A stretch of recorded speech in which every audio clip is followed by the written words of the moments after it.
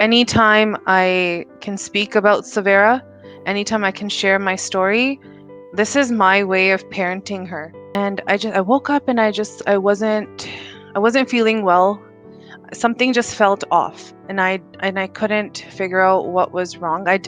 Like something wrong with my baby was the last thing on my mind, because just 2 days prior I had an ultrasound, and the day after I had met my OB, and there was no concerns. Everything was great. And the doctor says, "We're sorry, your baby doesn't have a heartbeat anymore.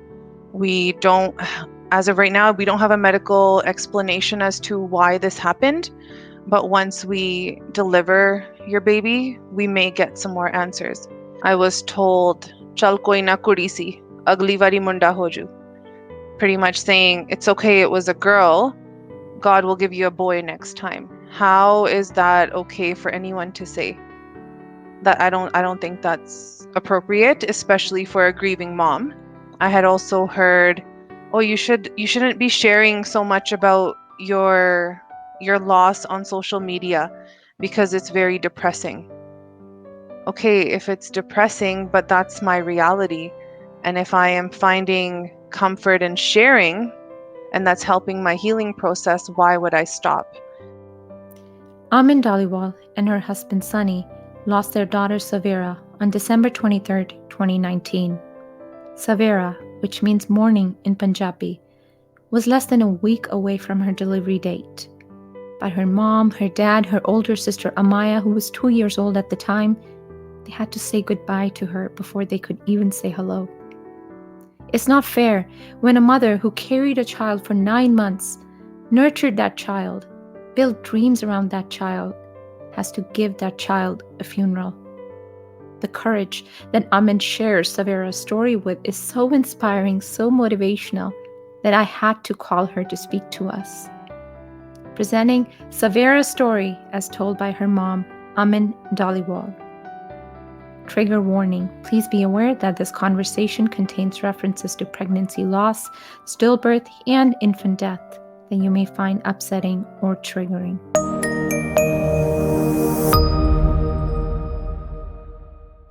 Hi, Amin. Hi, Roop. How are you? I'm very well, thank you. Thank you so much for doing this for us today. Thank you for inviting me. It's truly a pleasure to be a part of a conversation and to bring awareness, you know? So, full disclosure, I have been dreading to do this interview. And that's usually not the case for me. I've been doing this for a few months now. And before that, I've done interviews. I've been in public sphere for a very long time. And having conversation in a public space is not very difficult for me.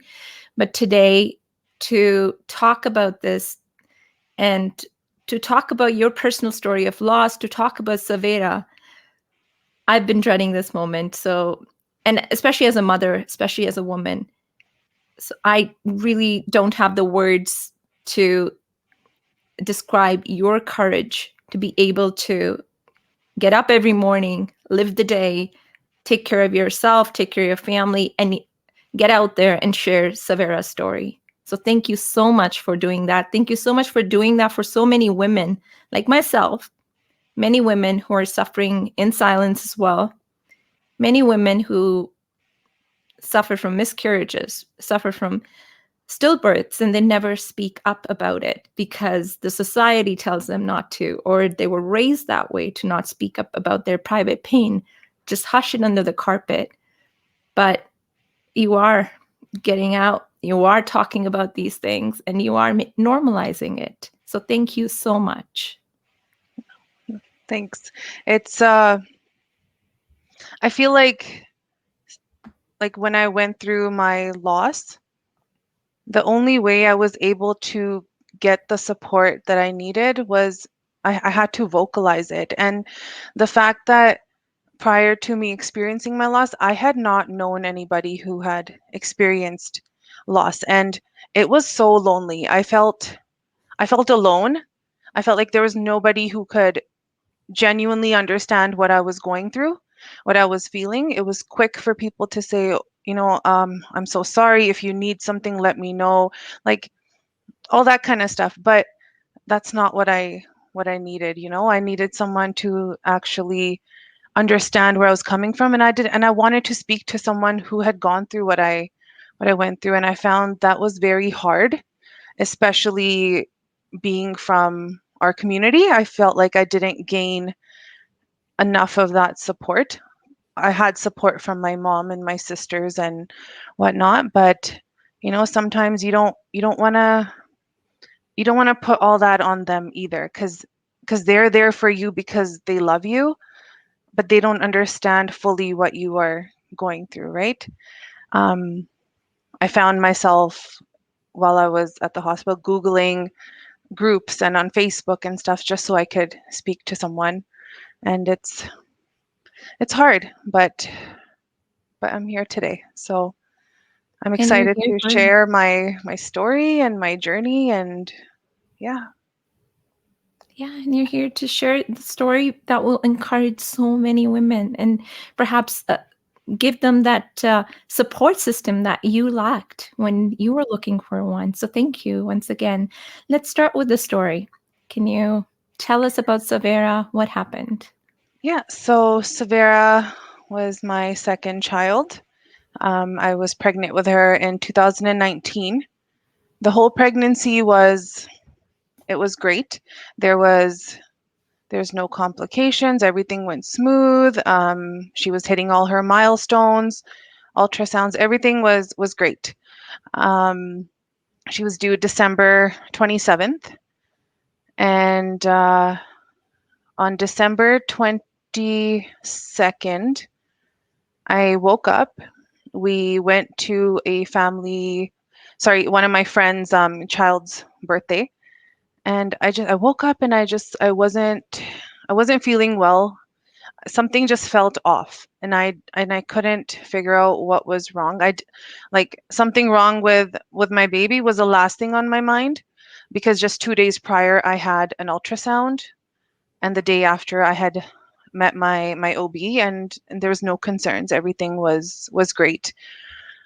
So we went to this birthday party, and I had cake, I had pop, and normally sugar, um, it makes your baby more active. But while we were at the party, I noticed there was no movement. I didn't feel Savera move, but I didn't think anything of it. I was just like, maybe she's getting too big, and she's like, she's ready, and that's why there's not enough room for her to move around. So we came home. I was tired. I took a nap.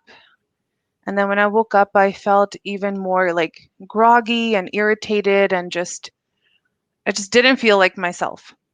And, you know, that night, I didn't think too much into it. I'm like, it's fine, but I just haven't felt her move. And then we went to my mom's house that night for dinner. And then I asked my mom, like, Mom, is it normal for me not to feel my baby move like this close to the end? She's like, I can't remember. She's like, maybe you guys should just go get it checked out at the hospital. And it was like a winter storm out that night. The roads were bad, like visibility was nothing. And I'm like, should we go? Like, is it? I don't know. But then we ended up going regardless. I'm like, I need that peace of mind. So my husband and I, we went to labor and delivery, thinking we're gonna be there for less than an hour. They'll just quickly check me up, and we'll be on our way. So we get there, and I'm chatting with the nurse. I'm like, yeah, just here to get checked out. I just haven't felt my baby move. I just want to make sure everything's okay. So we get there, and they take me into the triage room, which is like where you would go as soon as you get to labor and delivery. And they checked with the Doppler, and they were not able to pick up a heartbeat with the Doppler. And at that point, I started getting a little bit of anxiety, because at that point it's pretty like it's pretty easy to pick up a heartbeat, because your baby's big, your baby's ready, and so the fact that they couldn't, that's when I started getting a little bit of anxiety. And then the nurse says, let's take you into the room, and we'll hook you up to the NST machine.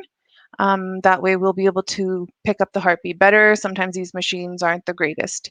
I said, yeah, okay, no problem. So my husband and I, we go to the room, And then they hooked me up to the NST machine, telling me to go from left to right to left to right, and I couldn't hear anything. Like, it was just silence. Normally you could at least hear your baby move around and they're just trying to like find a heartbeat, but there was nothing. And then the nurse says, "Okay, I'm just going to bring in a bedside ultrasound." And I said, "Okay." And that's when like my heart started racing, and I'm like, "Okay, something's wrong." And they brought the bedside ultrasound, and they still couldn't pick up a heartbeat. And then they said, "Okay, we are just going to call down to the ultrasound techs at the hospital." And they brought in the actual ultrasound machine that they would regularly use when you go for your ultrasounds. So they bring that in, and the whole time I'm sitting there and I'm panicking. My heart's beating fast. I'm nervous. I have all these thoughts going through my head, like, what happened? What's going on? Why is no one telling me anything? And the nurse is, performing the ultrasound, and I'm getting so frustrated at this point. I'm like, do you do you have a heartbeat? Like, can you just tell me what's going on? Like, I'm not hearing anything. And her face was just blank. I'm like, just tell me, is there a heartbeat? Have you picked it up? And she's like, no, I'm sorry. And and then she left, and I was supposed to wait for the doctor. So I'm sitting there, and my husband, we're crying. We're like, what happened? Like, how's there no heartbeat? Like, we're supposed to just, like, she's supposed to be here in less than a week, right? I just had an ultrasound 2 days prior, and so we're sitting there's a million things going through our heads. And then the doctor comes in, and the doctor says, "We're sorry, your baby doesn't have a heartbeat anymore. We don't As of right now, we don't have a medical explanation as to why this happened, but once we deliver your baby, we may get some more answers." Up until that moment that the doctor said, "Once we deliver," it didn't even click into my mind that I still physically had to deliver my baby. Like, it wasn't even a thought in my head. I was like, I don't know what I thought, to be honest. I just thought that was the end, you know? And yeah, and then I'm like, okay. And then they gave me the option to have a natural birth, or if I wanted to have a C-section. I decided to have a C-section. I didn't have it in me mentally, physically, emotionally to go through the whole labor process. And I said, "No, I want a C-section. I don't even want to be awake." Like, I didn't know what I wanted at that point. Everything happened so fast. And then they said, "Okay, you can stay here, or you can go home and come back in the morning, go home, rest, get whatever you need." And I'm like, "Yeah, I want to go home." At that moment, like, I wanted my mom, right? I wanted to just go home to my mom. I wanted to see my other daughter. I just wanted to just be home. I didn't want to be there. So my husband and I, we left, and just walking out of that hospital, like, I just felt like I don't even know, like, everything just felt so lonely. It was lonely. I was numb. I couldn't even like process what had happened, because you're just like, what? Like, what happened, right?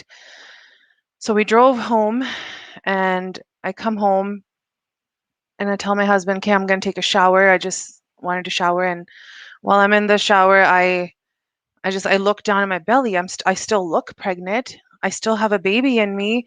I'm like, how is this possible? Like, and then I get out of the shower, and I tell my husband, I'm like, I can't sleep tonight. How am I supposed to sleep? How am I gonna get a restful sleep and then wake up in the morning and be like, "Okay, let's go." I'm like, I can't do that. I'm like, let's go back right now. I just want to go. I want to go back to the hospital now. I want to, like, let's just get this done, right? And then I had already had my hospital bags packed, and my husband, he's the sweetest. He's like, "Oh, don't forget these." I'm like, "I'm not gonna need those anymore," because I had Savira's bag packed too. And at that moment, like, we just looked at each other like, okay, we're like, we don't even realize what we're about to experience, right? But we still took a couple of outfits and the blanket that my husband had bought for her. gathered a couple of my things, and we left to go back to the hospital. Once we got there, the nurses on the unit, they all knew why I was there. They they took me into a private room. It was down this long hallway at the very end. It was a big room. It was private because I guess when you experience a loss, they want you to have your privacy and your space. So that was nice, I guess. But yeah, when once we're there, I had time to think because I had originally told my doctors that I wanted to be put under. But then once I had that time, I decided I'm like, no, I don't want to be put under. I still want to experience what is happening. Like, she's still my daughter. Like I still want these memories, as many as I can have. So when the anesthesiologist came into my room, I said, no, I don't want to be put under anymore. I'm like, I want to stay awake. And then we're looking at now it was December 23rd. At about 11:30 a.m., they said, okay, we're ready. We can go into the OR. And I'm completely numb. I'm like, I had no emotion. I was just broken.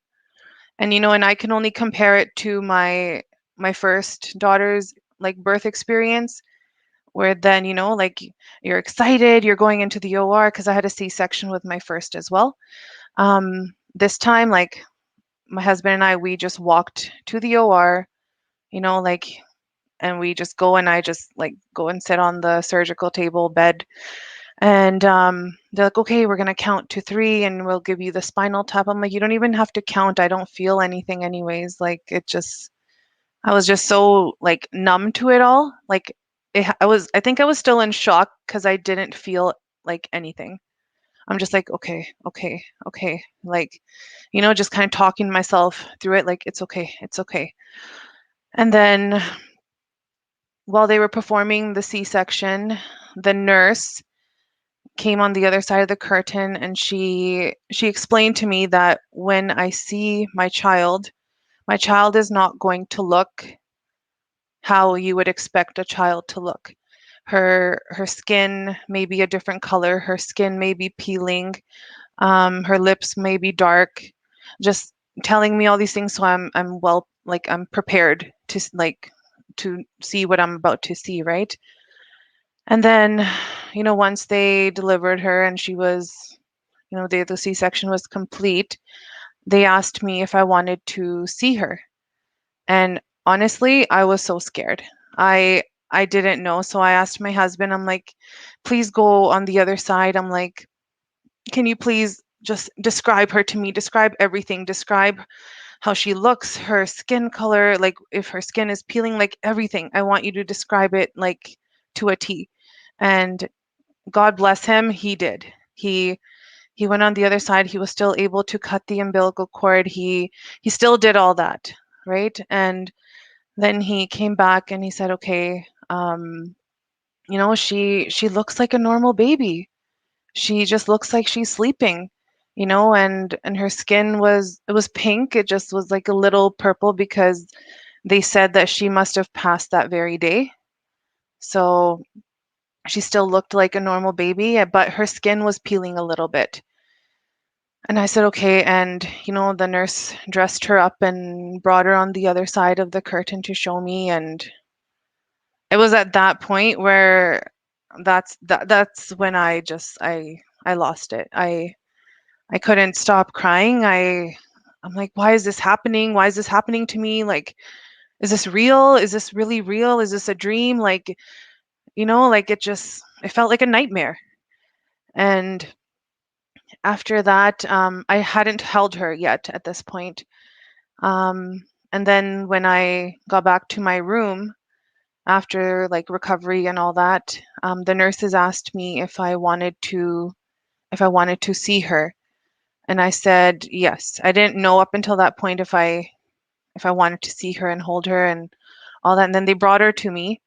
They brought her. It's called a cuddle cot. It's a cold bassinet because the baby's body deteriorates quicker than an adult's. So with this, it preserves it so that parents and families have time with their children or their baby that has passed away. So they brought the cuddle cot to the room, and my mom was there, my sisters, my brother, my husband, they were all there. And I got everyone else to hold her before I held her cuz I was too scared. I was I was just too scared. I didn't want to break her. I just couldn't. And then my brother is like, "Do you want to hold her now?" I'm like, "Sure." So he handed her to me, and I was terrified, and I'm just like looking at her. I'm like, "You're so beautiful. Like why did this happen? Like it's not fair, right?" But yeah, so after that, so we had 2 days with her at the hospital. I had told my nurses that I needed to be home December 25th, so Christmas morning, because my other child, she has no clue, right? She was still anticipating and expecting like this Christmas that we had talked about. And I still wanted to be there for her. So at that point, I had like the nurses are like, as soon as you're up and walking, the quicker you can go home. So the minute I was able to feel my toes after the C-section anesthesia, everything wore off. I was up. I was like, can you please bring me a walker? I need to start, like, get this going.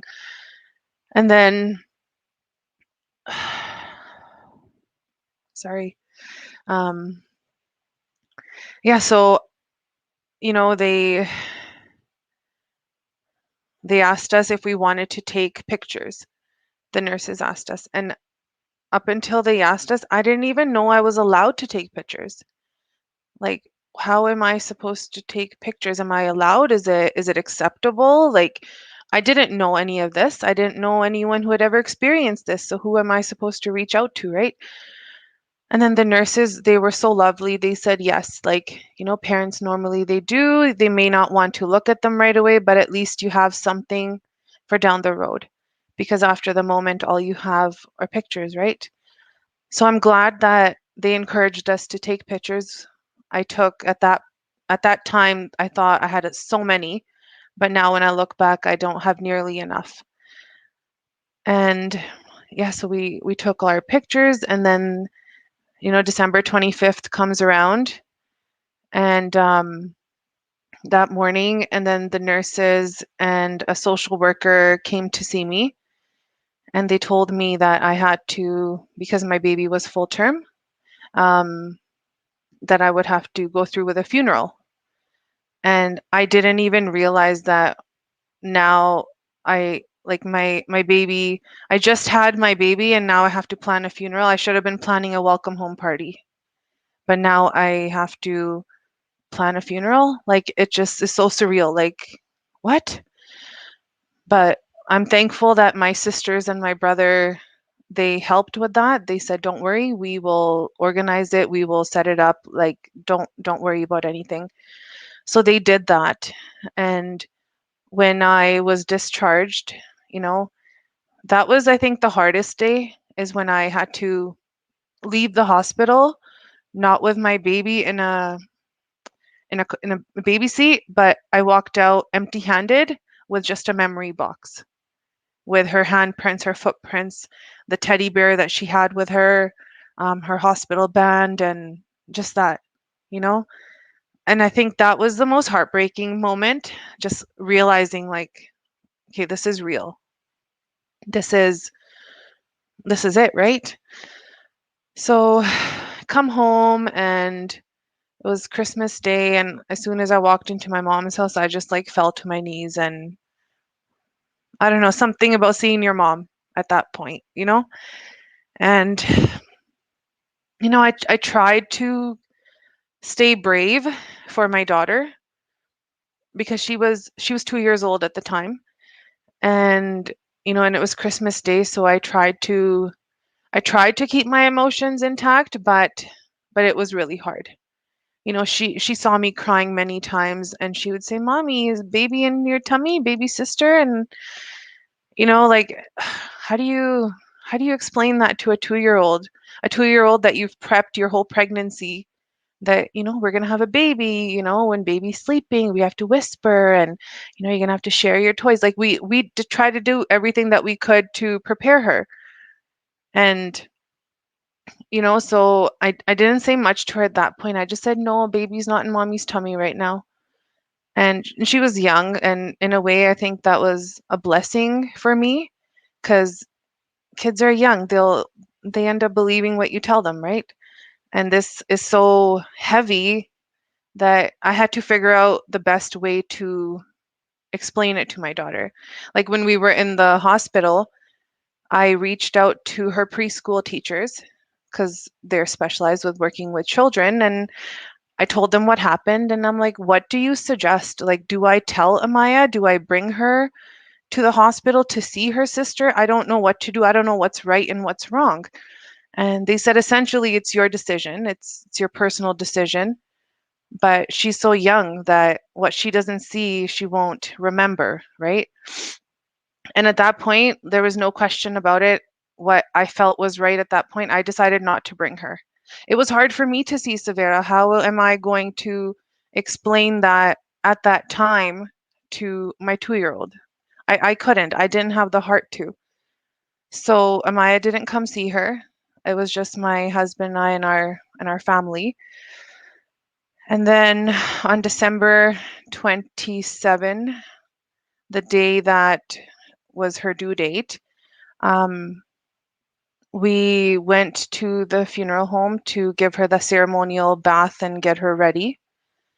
And that day was, oh, it was hard. I asked my mom to come with me. I asked my mom to do the ceremonial bath to get her dressed up. I was so scared. I didn't want to.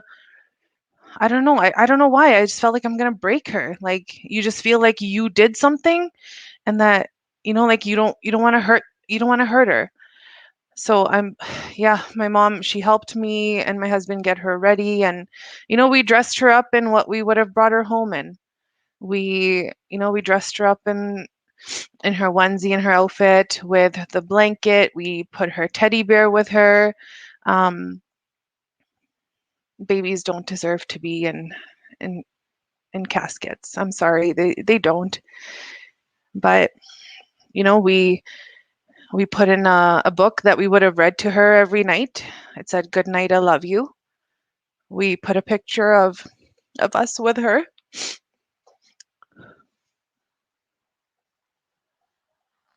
And yeah, the funeral was the day after.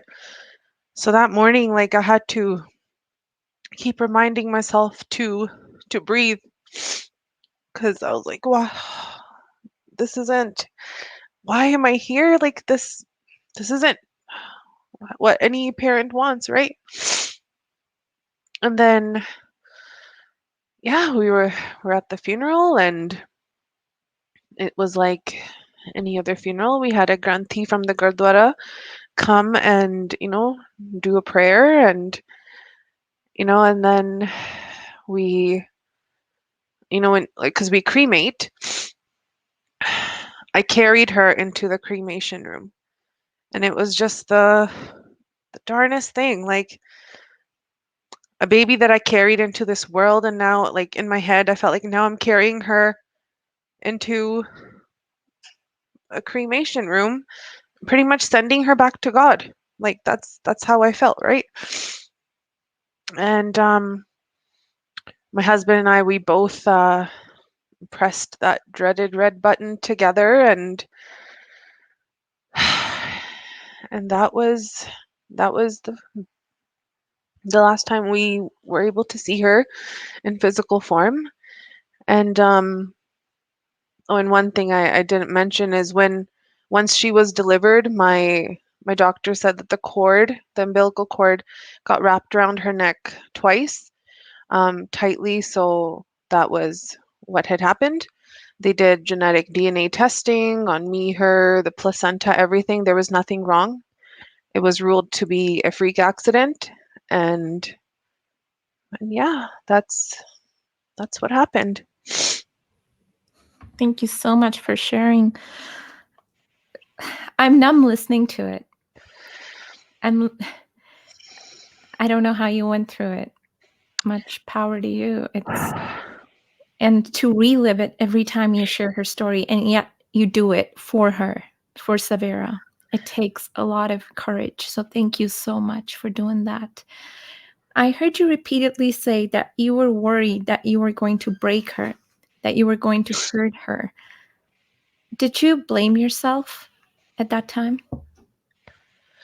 I think even though the doctors and everyone said there was nothing I could have done or they could have done to prevent the outcome, as a mother, we feel like we are the protectors for our children.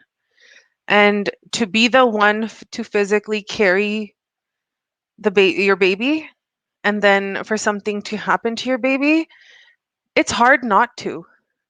It's hard not to blame yourself or second guess, like, did I do something wrong? Did I eat something wrong? Did I not drink enough water? Did I drink too much water? Did I sleep on my back? Like, did I not get enough sleep? Did I sleep too much? Like, there's all these things going through your head that you feel like it's your fault because your child was within you, right?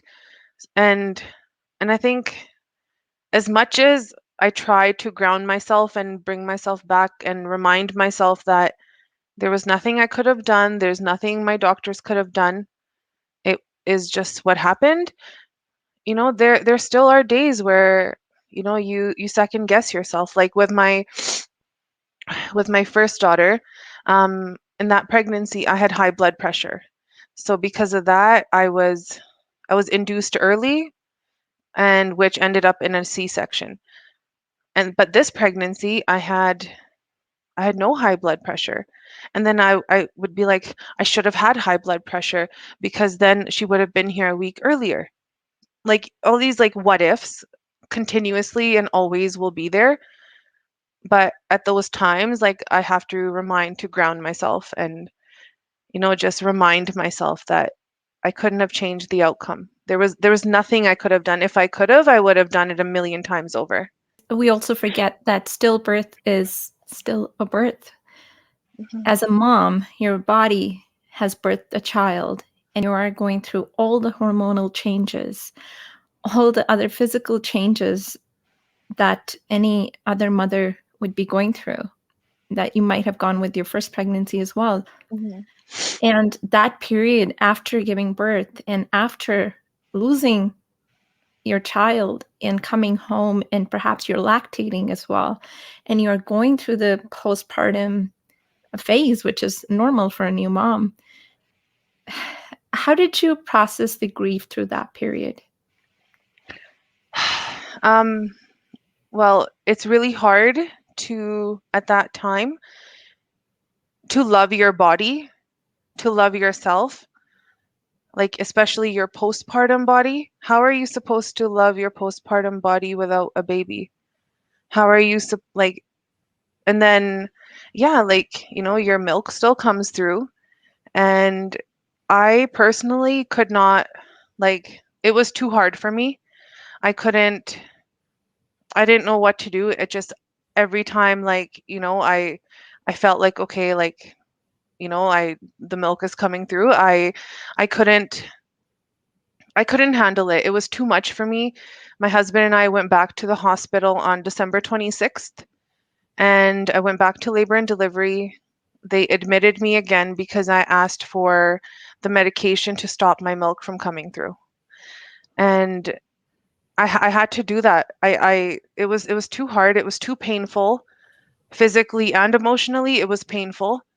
So I went back. I was there for 6 to 8 hours, and they gave me my medication to stop that because my body still thought, like, and my body did. They still birthed a baby, so all those things are still going to happen, right? But when you don't have your baby, it's it really messes with your head. It really does. It's like, why is this happening? I don't even have a baby. And my mom and my grandma, they were like, they made meat banjiri. I'm pretty sure everybody who's Punjabi or ethnic, they know what that is. My mom made it. I did not even take a bite. of it. I didn't take a single spoon. I'm like, I don't want it. Please don't give it to me. Don't bring it near me. Why should I have this? I don't have a baby. I I don't want it. Just those like little things even. Like I know it's coming from a goodness of their heart and they're trying to be supportive and they want me to be strong and healthy, but I didn't feel like I deserved that at that time because I don't have a baby. Why are you giving me this, right? Um so yeah, I didn't even take that.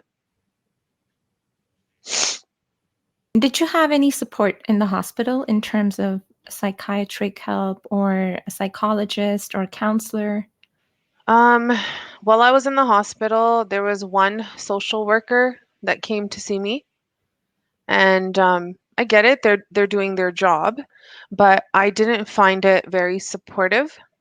I had just lost my baby. I'm still processing. I'm still in shock. And I was just handed pamphlets. This is what you do for this. This is what you do for this. This is all the information you need for the funeral. And as quickly as she gave them to me, that's how quickly I threw them away because I was not interested. I didn't find that to be very empathetic. Um, but I was referred to the pregnancy and infant loss the program that they have within Alberta Health Services. So it was like a few weeks later that I was contacted. I had a few sessions with them, and while I was in sessions with them, I found the Pregnancy and Infant Loss Support Center, which is a nonprofit here in Calgary, and someone who I had met on Facebook who had experienced a loss suggested them to me. God bless them. If I hadn't met them, I would have never known because I wasn't given all that information. And then I reached out to the center. I went to a few like groups that they had pre-COVID. And I honestly, since my loss, that time was the first time I felt like I could breathe because everyone who was I was surrounded by, they had experienced loss themselves and they were parenting living children as well. So just having that supportive people around you makes all the difference. And I felt so relieved as I walked out of the sessions that I had at the Pregnancy and Infant Loss Support Center that I knew I wanted to be a part of it one day. I knew I wanted to also be that support, that shoulder for others who are going through loss, right? Like it's such a lonely journey. Like no one should have to do it alone. Nobody. Would you say that having a Maya at home to cuddle with, to take care of, did that help you with the process of healing? It did. It really did because I feel like no matter what my grief was or what I was going through, I still had to be a mom. I still had to get up every morning, make breakfast, get her ready, and like do all the like our regular routine. I still had to do that. If I didn't do it, there was like my kid still needed her mom, right?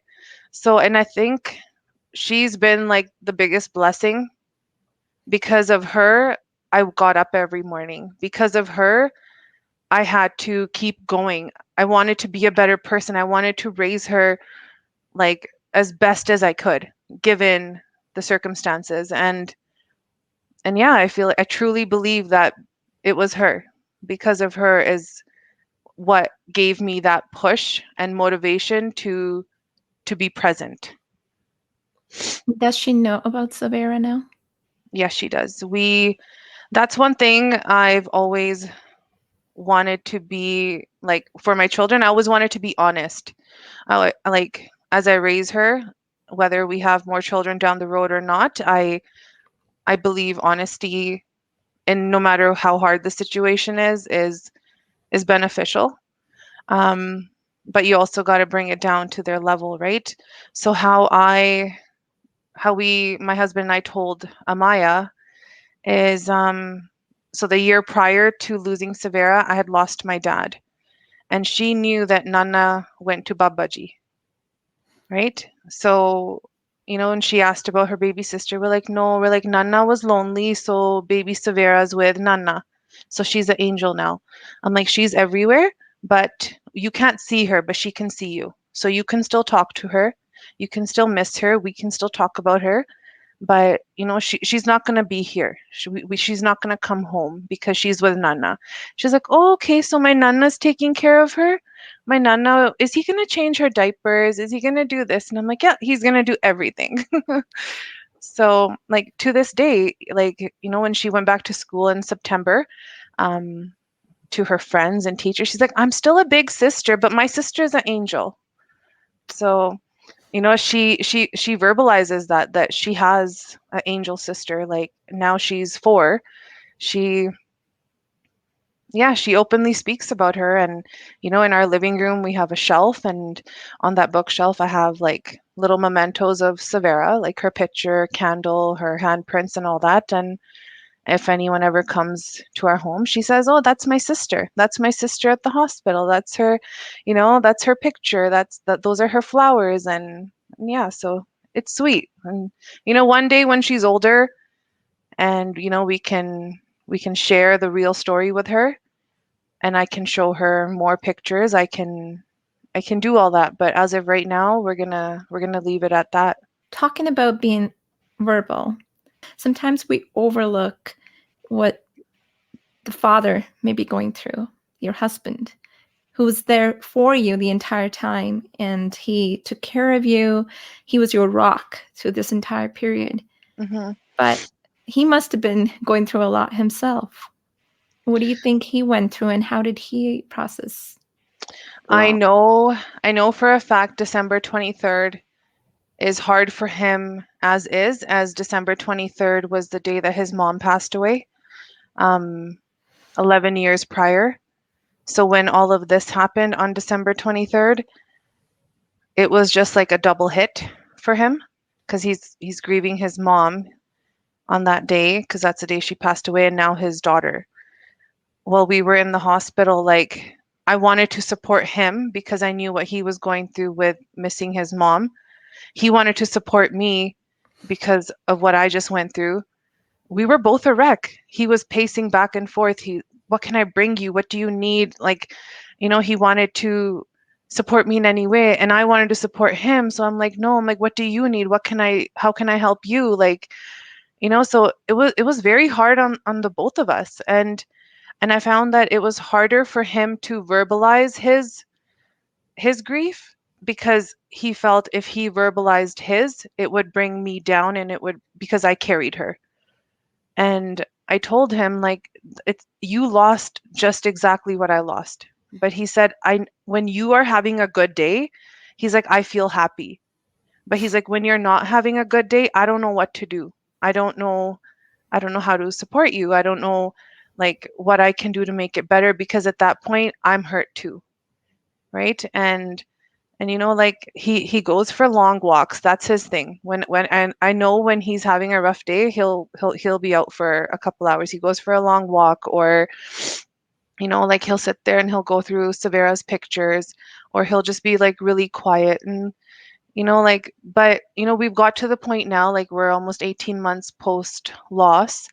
Now we openly talk about it. We're able to communicate with each other when we're having a rough day, and to be that support for one another, because I find something like this could have either made or breaked our marriage, because it's so traumatic, it's so stressful, it's hard, there's an emotional roller coaster, which I feel will be for life, because good days and bad days will continue to be. And but I feel like this experience, it strengthened our marriage, because I found that we were able to go through something so big together, and be Mhm. there for one another when at the end of the day it's just me and him, right? So I Yeah, think. when you go through something so traumatic, something always changes. It Mhm. brings with it some change at least. I'm so glad that it strengthened your relationship with your husband. But is there anything else in you that you find that has changed since, or your other relationships around you? 100%. I feel that the experience of losing my child It really brought to light a lot of relationships that were that were good relationships, and I wanted to work towards to make them stronger. There were also lots of relationships that fizzled because that support and empathy wasn't there. And once you go through something like this, you don't have time for fluff. I call them fluff relationships. You don't have time for them. You want genuine, you want raw, you want like like compassion, you want like the real love, and those kind of relationships. And I'm not going to lie, a lot of relationships are no longer there with some family, with some friends, with some extended family. And you know what? I'm okay with it because I want to live my authentic self. I want to be happy because life is too short. And I've seen that, like losing my child. I Life is so short. You don't know what tomorrow brings. And so because of that, I don't have time for formalities anymore, I found. And the relationships that I do have, I will never need to second guess them because they are that strong, right? Like with some family members, with my friends, like whoever's in my life right now, they know they're there for life because that's just how strong the relationships are.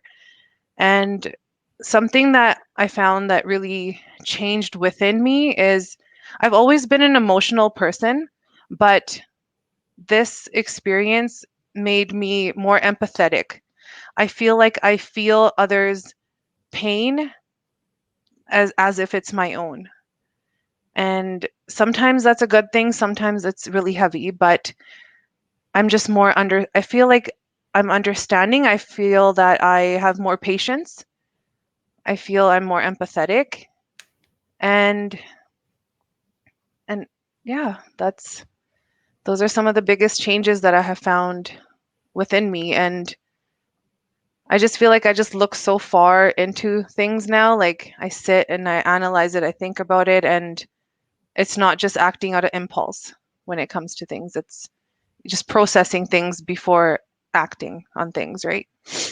And you also found strength in yourself to turn your pain into purpose. Hmm. Yeah.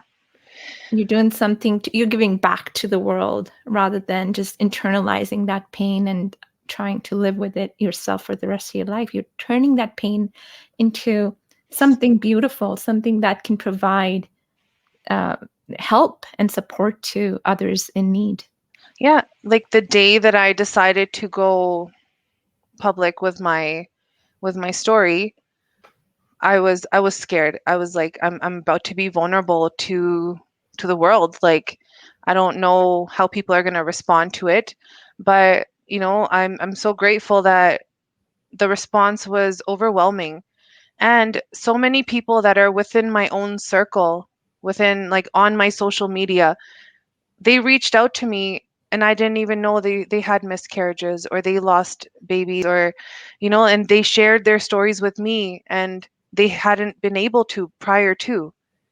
And like my thing was, if sharing my story can make even one woman feel less alone or one parent feel less alone, then I feel like I have done what I wanted to do with sharing my story, because I don't want anyone to feel alone. Like I've had women from India message me on my social media because they have found me through like on Instagram and whatnot. And, like they've reached out and saying that they have no one to talk to.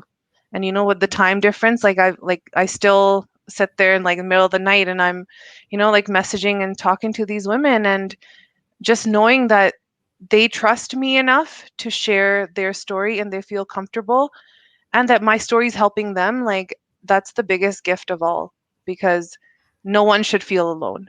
Yeah. You talked about some relationships that you had to lose after the loss. Can you briefly speak about what made you walk away from those relationships? What was said? What was done for Yeah. you to take that decision?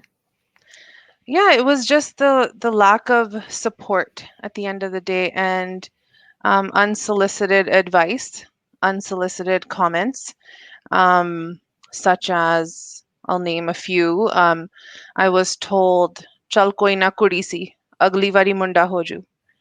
pretty much saying, it's okay, it was a girl, God will give you a boy next time. How is that okay for anyone to say? That I don't think that's appropriate, especially for a grieving mom to hear that about her child, like, oh, because my child was a girl, it's okay that she passed away. No. I had also heard, oh, you shouldn't be sharing so much about your loss on social media because it's very depressing. Okay, if it's depressing, but that's my reality. And if I am finding comfort in sharing and that's helping my healing process, why would I stop? Plus, I am bringing awareness to something that our community doesn't talk about. So I don't understand why I shouldn't speak about it, you know? Um, there were some people who even said, what did you do? Why did this happen? Your child was within your body. You must have done something. What? Like, no. You know, and those are just a few of the comments that had been said to me. And then, oh, one more was, why do you cry so much? She was within your body, so you killed her. Yeah. Like, why are people so rude? I don't, if you have not, like, you know, this is a saying that I feel all of us are taught from a young age. If you have nothing nice to say nothing at all. But I found through this loss, losing Savira, common sense is not common. Yeah, I was going to say that. I don't think they even realize that they're not being nice. I don't think they realize that what they're saying is causing hurt. Mm-hmm. Because perhaps and that's how we were raised. This whole Yeah. conversation around it being a girl. Mm-hmm. Girls have no value. And Yeah. well, thankfully that's changing now. Yeah. But growing up, there was always this sense of, oh, if it's a girl, it's not a big deal. Mm-hmm. Even if you lose the baby. Of course, we've heard of infanticide, feticide. Yeah. Women purposely killed, not just women, families purposely kill girls in the womb. So we're just probably one generation down from what that happening, because it happened in the 90s quite regularly. It happened in early 2000s, and I think it still happens to a certain extent, unfortunately. So that is something that we grew up with. And I don't think someone who's saying that does even realize that the amount of That's how hurt I guess and that's just trauma they inflict. how you're conditioned to see things, right? Like from a young age, because from our parents' generation, their parents, and then, you know, so on, so on. And I feel like that's why this conversation is so important to break that. We need to break that cycle Yeah. somewhere, you know, Yeah. for our children and, you know, their children and the generations to come, that's not okay. These things are not okay. And it's this generation that's bringing that up and actually acknowledging that, whoa, okay, no, no, we don't, that's not okay. You should just pray for a healthy baby, whether it's a boy, whether it's a girl, it doesn't matter, as long as it's a healthy baby, right? That's all we want at the end. So why does gender matter at all? Yeah. If anyone wanted to reach you, how can they reach you? Via email. I'm very active on social media. I do work with the Pregnancy and Infant Loss Support Center here in Calgary as well.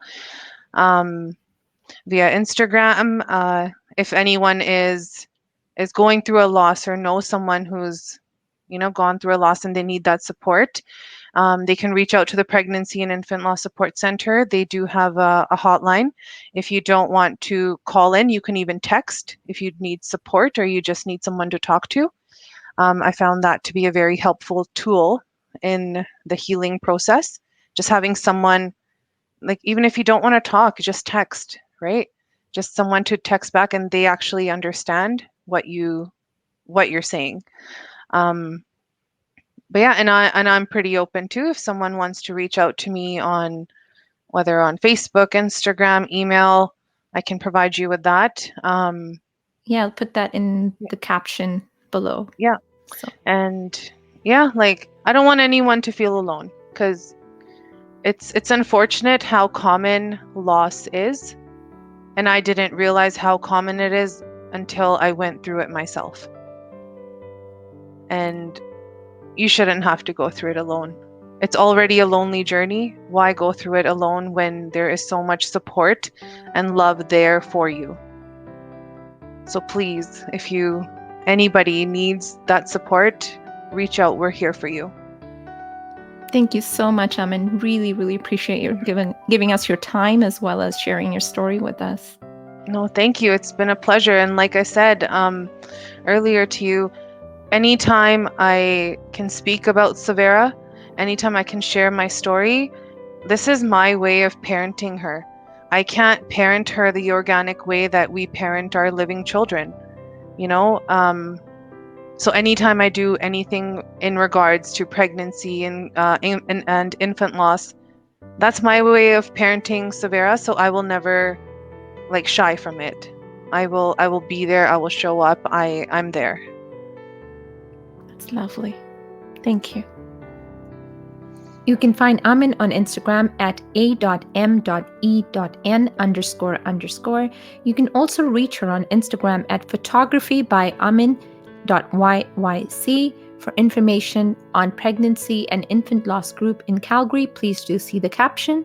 Thank you so much for your support. TC San is available on all social media platforms at TC San too. If you find anything interesting in any of our shows, please share the show with those who you care about.